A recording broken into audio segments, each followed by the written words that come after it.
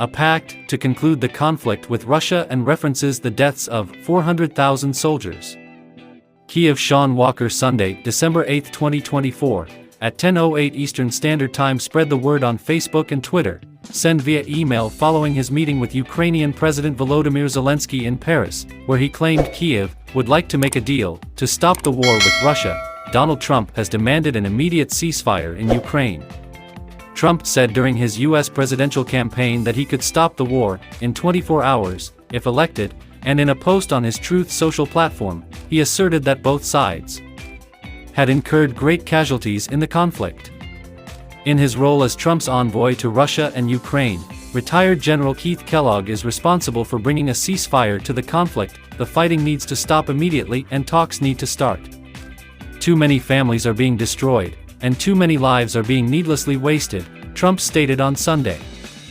Ridiculously lost 400,000 soldiers, and many more civilians, were the casualties he listed for Kyiv. Whether or not that number includes injured people was not made clear by him.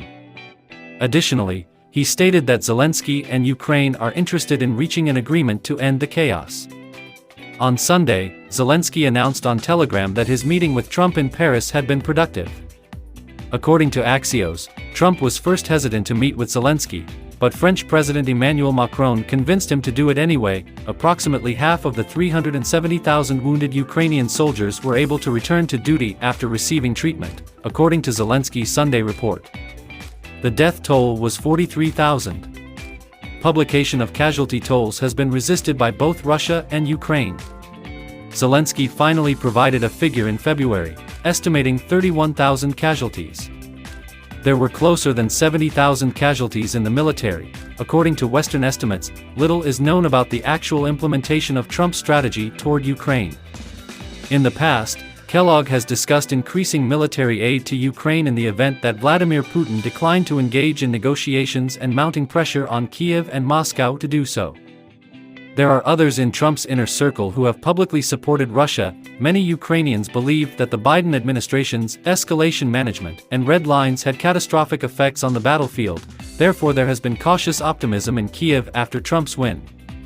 After nearly 3 years of full-scale war, Ukraine is becoming more and more fatigued, and more people are expressing the desire to contemplate territorial compromises as a means to end the conflict. As the army fights to contain Russia on the front line, members of Zelenskyy's inner circle are becoming more and more conscious that discussions of some type will be required shortly. A truce, however, would be meaningless in their eyes unless the West provided strong security assurances. During Sunday's remarks, Zelenskyy reiterated what he had already told Trump: the necessity for a fair and robust peace that Russia will not be